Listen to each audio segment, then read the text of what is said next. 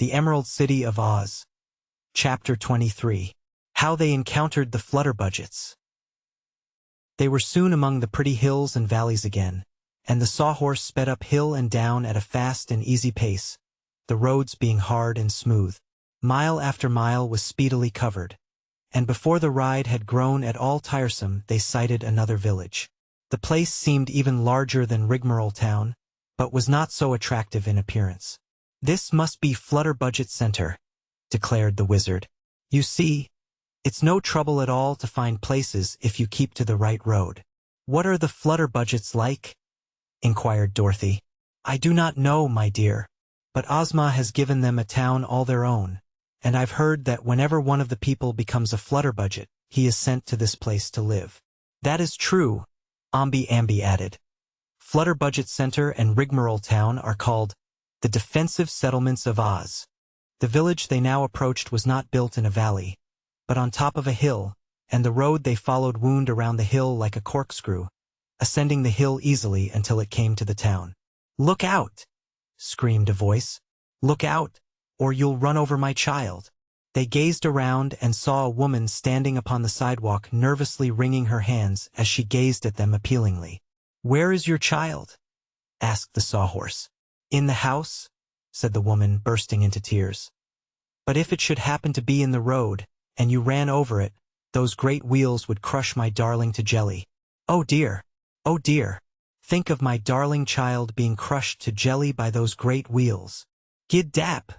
said the wizard sharply, and the sawhorse started on. They had not gone far before a man ran out of a house shouting wildly, "Help! Help!" The sawhorse stopped short, and the wizard and Uncle Henry and the Shaggy Man and Ambi jumped out of the wagon and ran to the poor man's assistance. Dorothy followed them as quickly as she could. "What's the matter?" asked the wizard. "Help!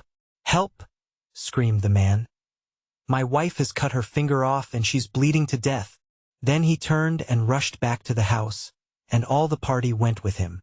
They found a woman in the front dooryard moaning and groaning as if in great pain. "Be brave, madam," said the wizard, consolingly. "You won't die just because you have cut off a finger, you may be sure." "But I haven't cut off a finger," she sobbed. "Then what has happened?" asked Dorothy. I pricked my finger with a needle while I was sewing, and the blood came," she replied. "And now I'll have blood poisoning, and the doctors will cut off my finger, and that will give me a fever and I shall die." "Pshaw!" said Dorothy. "I've pricked my finger many a time and nothing happened." "Really?" asked the woman, brightening and wiping her eyes upon her apron. "Why, it's nothing at all," declared the girl. "You're more scared than hurt." "Ah, that's because she's a Flutterbudget," said the wizard, nodding wisely. "I think I know now what these people are like." "So do I," announced Dorothy. "Oh, boo-hoo-hoo," sobbed the woman, giving way to a fresh burst of grief. "What's wrong now?" asked the Shaggy Man. "Oh, suppose I had pricked my foot," she wailed. "Then the doctors would have cut my foot off, and I'd be lamed for life." "Surely, ma'am," replied the wizard. "And if you'd pricked your nose they might cut your head off. But you see you didn't." "But I might have," she exclaimed, and began to cry again. So they left her and drove away in their wagon. And her husband came out and began calling "Help!" as he had before. But no one seemed to pay any attention to him. As the travelers turned into another street, they found a man walking excitedly up and down the pavement. He appeared to be in a very nervous condition, and the wizard stopped him to ask, "Is anything wrong, sir?" "Everything is wrong," answered the man dismally. "I can't sleep." "Why not?" inquired Ambi. "If I go to sleep I'll have to shut my eyes," he explained. "And if I shut my eyes they may grow together, and then I'd be blind for life." "Did you ever hear of anyone's eyes growing together?" asked Dorothy. "No," said the man. "I never did, but it would be a dreadful thing, wouldn't it? And the thought of it makes me so nervous I'm afraid to go to sleep." "There's no help for this case," declared the wizard, and they went on. At the next street corner a woman rushed up to them crying, "Save my baby." "Oh, good. Kind people, save my baby. Is it in danger?" asked Dorothy, noticing that the child was clasped in her arms and seemed sleeping peacefully. "Yes, indeed," said the woman nervously. "If I should go into the house and throw my child out of the window, it would roll way down to the bottom of the hill. And then if there were a lot of tigers and bears down there, they would tear my darling babe to pieces and eat it up." "Are there any tigers and bears in this neighborhood?" the wizard asked.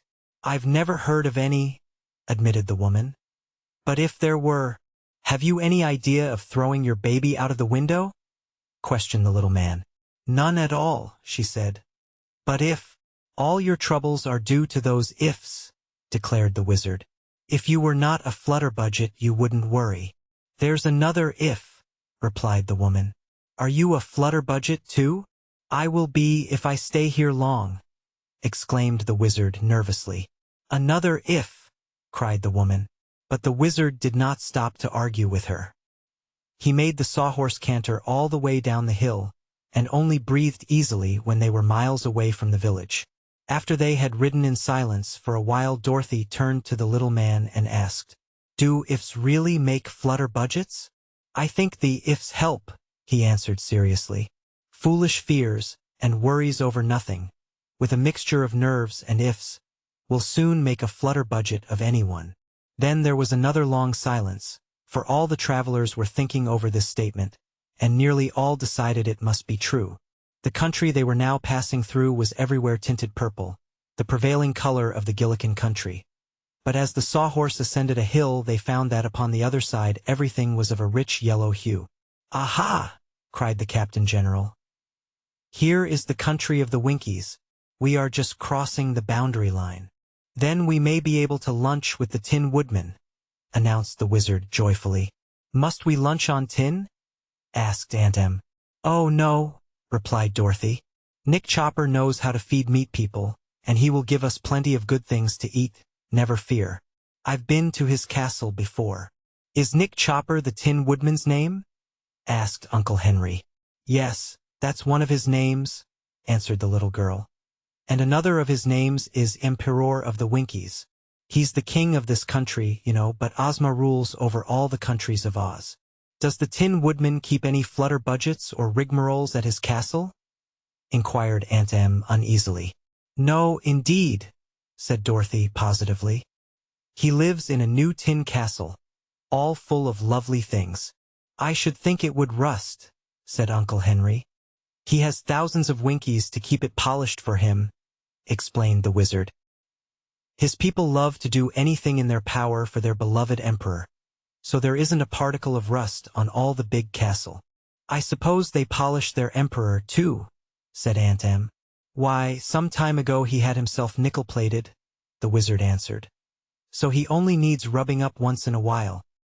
He's the brightest man in all the world, is dear Nick Chopper, and the kindest-hearted."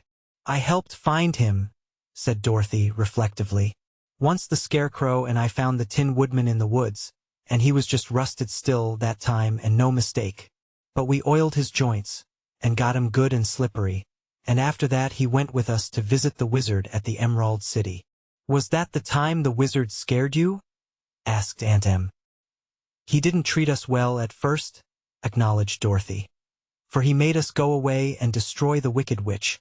But after we found out he was only a humbug wizard, we were not afraid of him." The wizard sighed and looked a little ashamed. "When we try to deceive people, we always make mistakes," he said. "But I'm getting to be a real wizard now, and Glinda the Good's magic, that I am trying to practice, can never harm anyone." "You were always a good man," declared Dorothy, "even when you were a bad wizard." "He's a good wizard now," asserted Aunt Em, looking at the little man admiringly. "The way he made those tents grow out of handkerchiefs was just wonderful. And didn't he enchant the wagon wheels so they'd find the road? All the people of Oz," said the Captain General, "are very proud of their wizard. He once made some soap bubbles that astonished the world." The wizard blushed at this praise, yet it pleased him. He no longer looked sad, but seemed to have recovered his usual good humor. The country through which they now rode was thickly dotted with farmhouses, and yellow grain waved in all the fields. Many of the Winkies could be seen working on their farms, and the wild and unsettled parts of Oz were by this time left far behind. These Winkies appeared to be happy, light-hearted folk, and all removed their caps and bowed low when the red wagon with its load of travelers passed by. It was not long before they saw something glittering in the sunshine far ahead. "See!" cried Dorothy.